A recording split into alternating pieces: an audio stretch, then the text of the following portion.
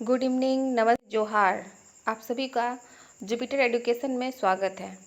आज हम लोग संज्ञा जो पढ़े थे उसका एमसीक्यू करेंगे। मैं पूनम मैम आप लोग के सामने संज्ञा का एमसीक्यू लेके आई हूँ। यहाँ पे पहला क्वेश्चन है, व्यक्तिवाचक संज्ञा एकड़ में कौन है? मेला, पारसनाथ, खेल, सेना।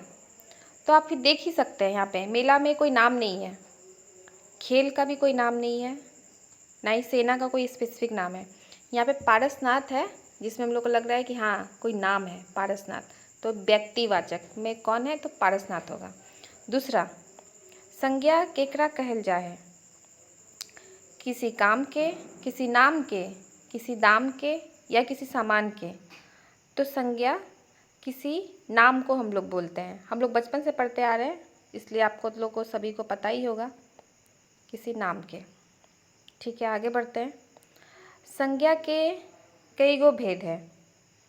सबसे आसान क्वेश्चन है, आप सभी जानते हैं संज्ञा के 5 भेद हैं। अब यहाँ पे है, लाइन से है कि सबका कुछ नाम लिखा हुआ है और हम लोग को सिर्फ बताना है कि इसमें से कौन सा संज्ञा है, कौन रकमक संज्ञा लागे। बड़ियात, हम लोग ये खोटा में से बोलते हैं बड़ियात, लेकिन जो हम लोग बोलते हैं ना बारात, तो बारात से क्या समझ में आ रहा है? बारात में तो एक लोग नहीं होते हैं, बहुत सारे लोग होते हैं, तो बारात से हम लोग को समूहवाचक का बोध हो रहा है, इसलिए ये समूहवाचक होगा। अब आते हैं बचपन। बचपन ये एक अवस्था हो गया। आप लोगों ने पढ़ा होगा संज्ञा में कि कोई अवस्था बताए, उसको हम लोग भाव बता रहा है। ये बचपन एक भाव है, ना ये कोई स्पेसिफिक व्यक्तिवाचक होगा, ना इसमें कोई समूह है कि ग्रुप बन रहा है या कोई जातिवाचक होगा। ये है भाववाचक है, भाव आ रहा है बचपन। अब आता है 6 नंबर पे, यहाँ पे है शहर।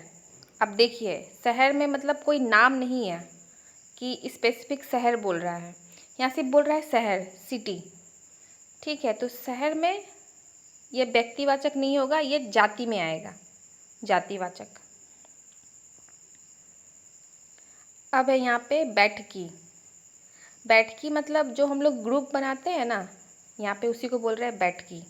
अब बैठकी होगा तो उसमें एक आदमी तो नहीं होंगे, उसमें कम से कम 3-4 लोग होंगे, तो बैठकी में आपको इसमें समूहवाचक, तो ये समूहवाचक हो गया।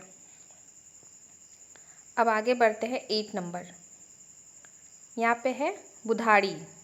बुढ़ाड़ी मतलब वो जो एक इंसान बचपन, फिर जवानी, फिर बुढ़ापा में आता है। तो बचपन, बुढ़ापा या जवानी ये सब एक भाव है, ना ही इसमें कोई समूह दिख रहा है कि कोई आदमी लोग का गैंग बन रहा है या कोई जाति दिख रहा है या कोई व्यक्ति। ये एक भाव है, तो बुढ़ाड़ी से हम लोग को भाव का पता चल रहा है, ये भाववाचक है। अब है तेल। सभी को पता है कि कि संज्ञा में जो तेल, ये सब सामान जो हो गया वो सब द्रव्यवाचक में आता है। ना ये कोई व्यक्ति है, ना भाव इससे समझ में आ रहा है, ना कोई ग्रुप बन रहा है, ये द्रव्यवाचक है, तो तेल जाएगा हमारा द्रव्यवाचक में। अब आता है फुटानी। फुटानी मतलब हम लोग जो एटीट्यूड नहीं दिखाते, फुटानी देखो बहुत फुटानी कर रहा है, फुटानी मार रहा है, ये फुटानी। तो इससे हम लोग को क्या पता चल रहा है? आप ही लोग बोलिए। व्यक्तिवाचक तो नहीं होगा, ना ही समूह, फुटानी से कोई समूह ग्रुप तो नहीं बन रहा है, ना किसी जाति का पता चल रहा है। ये फुटानी किसी का भी आ सकता है, कभी भी आता है, तो फुटानी एक भाव है, भाववाचक।